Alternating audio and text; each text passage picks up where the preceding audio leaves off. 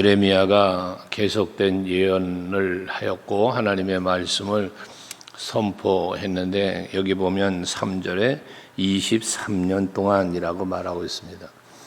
23년 동안 예레미야를 통해서 계속 하나님의 말씀이 선포되었다는 것입니다.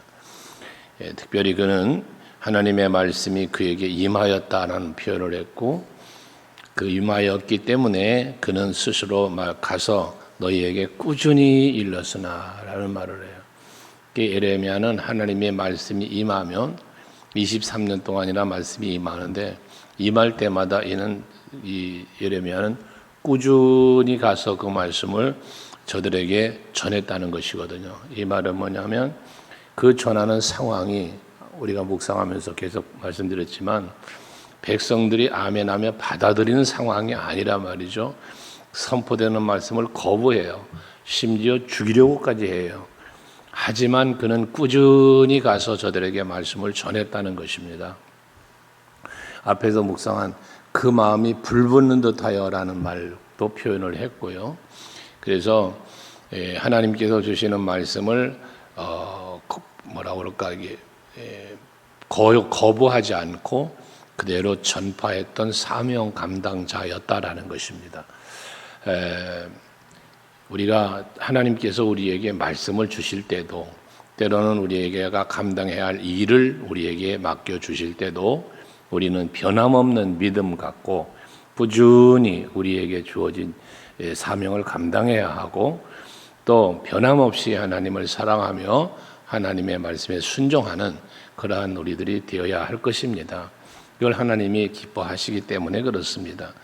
또 한편 말하면은 꾸준히 이렇게 일렀다는 건 예레미야의 입장에서는 사명을 감당한 것이지만 23년 동안이나 계속해서 23년 뿐이겠어요. 예레미야에게만 23년이지 그 외에 다른 선지자들을 보면 변함없이 끊임없이 해요. 그래서 4절에 보면 여호와께서 그의 모든 종 선지자를 너에게 끊임없이 보내셨으니라고 말씀을 해요. 이것은 뭐냐면 하나님이 이스라엘 백성들, 유다 백성들을 향한 사랑이 변함이 없었다는 거예요. 끊임없이 선지자를 보내는 이유가 뭡니까? 저들로 하여금 바르게 하나님의 뜻을 따르고 하나님을 믿고 의지하며 살기를 계속해서 말씀했다는 것이거든요. 그와 같은 하나님의 계속된 말씀은 하나님의 끊임없는 사랑이에요. 꾸준히 일렀다라고 하는 건 예레미야 사명이라면 끊임없이 선지자를 보내어 끊임없이 말씀하셨다는 것은 하나님의 끊임없는 사랑이거든요. 오늘 우리들에게까지 이르는 끊임없는 사랑이 계속되고 있는 것입니다. 이 하나님의 끊임없는 사랑은 결국 변함없는 사랑으로도 말하는 우리가 표현하는 것인데요. 우리는 그 사랑을 받고 사는 거예요. 그런데 문제가 뭐냐? 이렇게 하나님은 끊임없이 우리들에게 말씀을 주시는데 유다 백성들에게 말씀을 선지자를 통해 주셨는데 저들은 순종하지 않았다는 거예요. 그리고 귀 기울여 듣질 않았다는 거예요. 그 결과가 하나님 앞에 불순종의 결과를 가져오는 건데 하나님을 떠나게 되고 하는 것인데 이렇게 하나님의 큰 사랑을 받을 때 그것이 말씀으로 받게 되는 거잖아요. 말씀을 통해서 사랑을 우리가 받은 거고 말씀을 통하여 우리는 하나님의 뜻을 깨닫게 되고 그 뜻에 합당해 살 길이 열려지는 거단 말이거든요. 그런데 이들은 듣질 않았대요. 그 결과는 불순종으로 이어졌단 말씀이란 말이에요. 예수께서 요한복음 14장 15장에서도 반복적인 말씀을 하지만 하나님을 사랑한다라고 말할 때는 나를 사랑하는 자라면 나의 계명을 지키는 자라야 한다라는 말씀을 하잖아요. 하나님이 선지자를 통하여 꾸준히 끊임없이 말씀을 주시는 것이 우리를 향한 사랑이라면 우리가 하나님의 사랑을 받은 자로 하나님을 사랑하는 삶을 산다면 그 주시는 말씀과 그 뜻을 분별하고 헤아리며 그에 합당하게 순종하며 사는 것이라는 거예요. 그게 우리가 하나님을 향한 사랑의 고백이요 삶이 된다 그 말씀이거든요. 하지만 이들은 듣지 않고 순종하지 않았는데 그러면서도 하나님께서는 끊임없이 주신 말씀이 뭐냐 5절과 6절에 보면 오직 살 길, 영원하도록 살 수 있는 길, 멸망당하지 않고 살 수 있는 길을 알려주시는 거예요. 그 길을 말씀하시는데 너희가 살기를 원한다면 어떻게 해야 될 것이냐. 너희는 5절에 각자의 악한 길과 악행을 버리고 돌아와라 라고 말씀을 합니다. 악한 길 그리고 악한 행동 이걸 버리라는 거예요. 시편 1편에 복 있는 사람은 악인의 길을 따르지 않고 죄인의 길에 서지 않고 오만한 자리에 앉지 아니하고, 내가 있어야 할 곳, 내가 가야 할 길, 내가 앉아야 할 곳, 머물러야 할 곳이 어디냐. 이것을 잘 분별하고 하나님이 원하시는 길로, 하나님이 원하시는 자리에서 하나님이 원하는 일을 하는 사람이 되는 것, 이게 복된 사람이라는 거예요. 이들에게도 첫째 조건이 뭡니까? 악한 길을 그리고 악행을 떠나라는 거예요. 그걸 버리라는 거예요. 여러분, 버려야 할 것을 버릴 수 있는 여러분이 되셔야 하는데 버릴 것을 버리지 못하는 이유가 어디 있습니까? 그것이 없으면 내가 망할까 봐, 그것이 없으면, 그것을 버리면 내가 재미가 없을까 봐, 즐거움을 잃어버릴까 봐 버려야 할 것 버리지 못함이 있단 말이에요. 마치 누림이 끊일까 봐 라는 것이거든요. 버려야 할 것 버리지 못하는 이유예요. 근데 우리가 하나님과의 그 버려야 될 것들은 다 뭐냐면 하나님 앞으로 내가 나아가고 하나님의 뜻을 이루며 살아가는 삶에 걸릴돈 되는 것들이에요. 하나님 앞에서. 근데 우리는 하나님을 생각하지 않고 하나님께로 나아가는 걸 생각하지 않고 지금 당장 내 육체의 내 세상의 삶에 즐겁고 기쁘고 유익하다고 판단되어지는 세상 것들, 이걸 못 버리는 거예요. 이걸 버리려면 어떻게 해야 버릴 수 있느냐? 그 뒤에 이어진 말이지만 악한 길과 악행을 버리고 돌아와라 라고 말씀을 합니다. 돌아와라. 돌아오려면 뭘 해야 돼요? 여호와 하나님을 바라봐야 돼요. 하나님의 부르심을 들어야 돼요. 그래야 돌아올 수 있는 거예요. 근데 선지자를 통해서 계속 돌아와라, 돌아와라, 악한 길로부터 돌아와라, 악행을 버리고 돌아와라 말씀하시는데 이들은 그 말을 듣지 않았다는 것이거든요. 여러분, 우리는 주를 바라보는 자가 되어야 돼요. 그래야 주께로 돌아갈 수가 있어요. 바라보지 않고는 못 돌아가요. 우리는 향방 없이 헤매는 자가 되어지면 안 되는 거예요. 바울이 빌립보서 3장 14절에서 말씀하는 것처럼 표대를 향하여 그리스도를 통하여 하나님께서 나에게 주시고자 예비하신 부름의 상, 그것을 바라보며 나는 달려가노라 고백하는 것처럼 내가 무엇을 바라보며 무엇을 향하여 가고 있는가를 잘 살펴볼 때 버릴 수 있고 돌아갈 수 있다는 것입니다. 뿐만 아니라 이처럼 살아갈 수 있는 길은 모든 악을 버리고서 여호와께 돌아오는 것이면서 6절에 보면 너희는 다른 신을 따라다니며 섬기거나 경배하지 말며, 그래. 다른 신을 따라다닌다. 그리고 섬기거나 경배하지 말며라는 말을 해요. 이렇게 이거 하지 말며라는 말은 뭡니까? 이들 그렇게 했다는 거거든요. 지금 이들이 이 다른 신을 따라다녔다는 거예요. 그들을 경배했다는 거예요. 그들을 섬기고 있다는 거예요. 그러니까 그거 하지 말라는 거예요. 그래야 너에게 살 길이 열려진다는 겁니다. 또 거기 보면 너희 손으로 만든 것으로서, 이 우상이잖아요. 우상을 만든 거잖아요. 나의 노여움을 일으키지 말아라 라고 말씀을 해요. 우상을 만들어서 우상을 만들었기 때문에 그 우상을 따르고 우상을 섬기고 우상을 경배하는 거거든요. 이 행위는 뭐에 하나님의 노여움을 일으키는 거다 그 말이에요. 여러분, 하나님의 노여움을 일으키는 삶이 되면 안 되고 하나님의 기쁨이 되는 삶을 살아야죠. 거기에 복이 있고 거기에 은혜가 있는 것이니까요. 우리가 하나님을 기쁘시게 하는 교회라는 표어를 갖고 여러 해를 지나온 때가 있었습니다.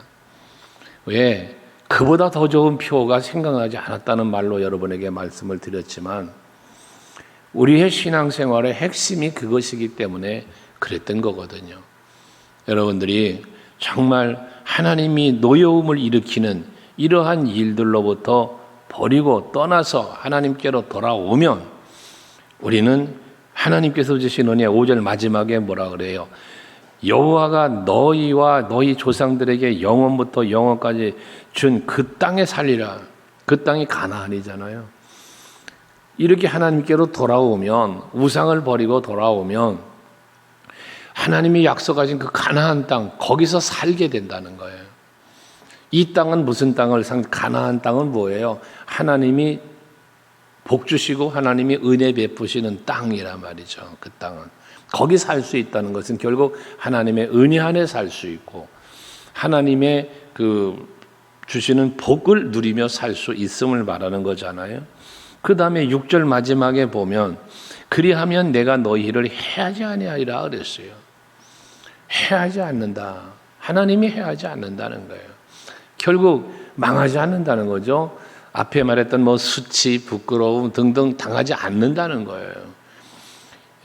낮의 해와 밤의 달이 나를 상치 못한다. 왜? 하나님이 지키시고 하나님이 보호해 주시면 그렇단 말이거든요. 그러니 우리는 뭐 해야 돼? 나를 지키시고 보호하실 여호와께로 돌아오는 삶을 살아야 돼요. 우리는 순간순간에 오늘날도 마찬가지예요. 여러분들 마찬가지라고요. 이렇게 아침에 나와서 예배를 드리고 그래 우리 하나님만 바라보며 살자, 세상에 빠지지 말자 다짐하고 기도하지만 그럼에도 불구하고 우리가 나아가 살아가는 삶 속에서 순간순간 우리의 시선이 세상을 향하고 우리의 마음이 사단의 유혹을 따라가고 이럴 때가 있단 말이에요.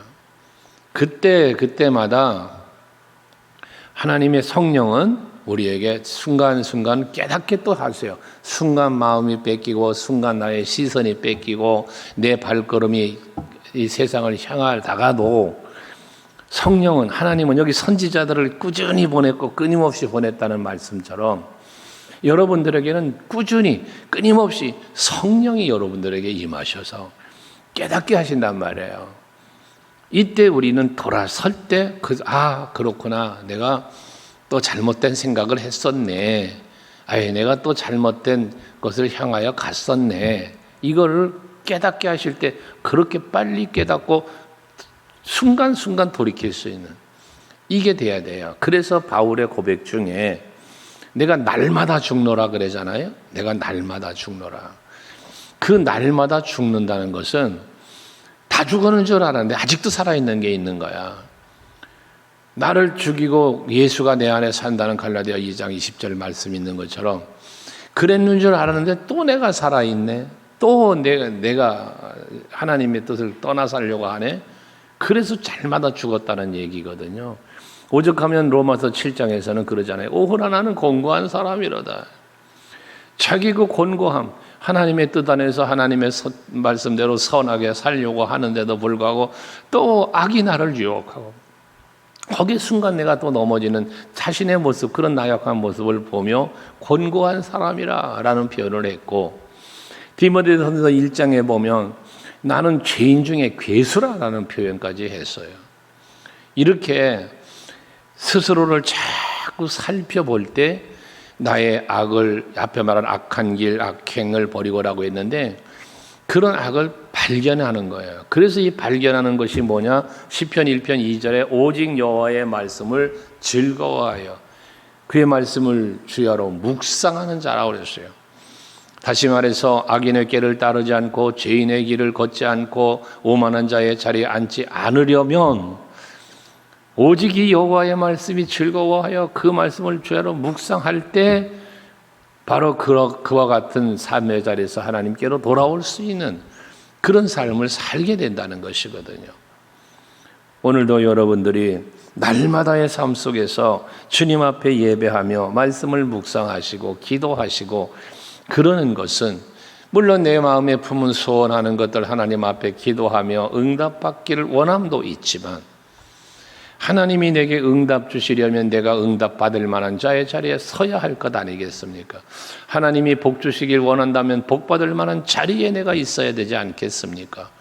이를 위하여 이 새벽에 전에 나와 예배하는 것이고, 또 오늘 하루도 주의 은혜를 힘입어 살기를 바라는 마음에서 하나님이 도와주세요, 나에게 힘이 되어주세요 기도하는, 이게 여러분들의 날마다의 삶이란 말이죠. 그게 여러분 복된 거예요. 하지만 이들은 뭐예요? 순종하지 않아. 7절에 보면 내 말에 순종하지 않고 너희 손으로 만든 것으로서 나의 노여움을 일으켜 스스로 해하였느니라 그랬어요. 스스로 해하였느니라. 앞에서 뭐라고 그랬어요? 6절 마지막에 그리하면 내가 너희를 해하지 아니하리라 그랬잖아요. 악을 버리고 돌아와서 우상도 만들지 않고 하나님의 이 노여움을 일으키지 말라고 그랬잖아요. 그러면 저들에게를 해하지 않겠다 하나님 그랬는데, 이들은 하나님을 노엽게 했다는 거예요. 그래서 나의 노여움을 일으켜 스스로 해하였느니라. 이게 하나님이 해하였다가 아니에요. 누가 해서? 자기 스스로가 하나님 앞에 노여움을 일으키는 자해를 한 거예요. 쉽게 해서 자해를. 그 하나님께서 신명기에서 말씀하신 것처럼 네 앞에 내가 복과 저주를 놓을 거야. 어떤 길을 걸어갈 것이냐 그 말이에요. 복과 저주를 놓았는데 무엇을 선택할 것이냐 그 말이에요. 그러면서 하나님이 내가 여호와께서 너에게 요구하심이 무엇이냐, 여호와를 경외하며 그의 말씀에 순종하며 사는 것을 하나님은 요구하신다 라는 걸 말씀해 주신 거 아닙니까? 왜 복만 놔놓지 저주를 왜 놓느냐 그 말이에요. 이건 뭐 에덴 동산에서부터 시작된 하나님의 말씀 아닙니까? 선악과 먹으면 죽는 선악과 만들지 말고 그냥 다 누릴 수 있는 것만 놓지 왜 먹지 말 걸 거기다 만들어 놓았냐고 말이에요. 먹으면 죽는 걸 그것도. 이게 하나님께서 우리에게 주신 자유의지라는 것 아닙니까? 그 자유의지에는 뭐가 있는 거예요? 하나님이 우리에게 요구하심이라는 게 있는 거예요. 그래야만 그 요구하심을 따라 살 때 거기에 합당한 하나님의 은혜가 주어지는 거란 말이에요. 성경 말씀은 계속해서 명령하시고 그리하면, 오늘도 그리하면 말씀을 하시잖아요. 그리하면, 예? 그러면 너가 조상들에게 약속한 땅에 살 거야. 그리하면 내가 너를 해하지 않을 거야. 이게 우리의 몫이라는 거예요. 우리가 해야 할 일이라는 거예요. 하나님이 하실 일이 있고 내가 해야 할 일이 있는 거예요. 근데 우리는 내가 해야 할 일을 바르게 하지 않고 하나님이 하실 일만 계속 강요해요. 하나님이 이렇게 말씀하셨잖아요. 하나님이 이렇게 약속하셨잖아요. 그러니 도와주세요. 그러니 은혜 주세요. 복 주세요.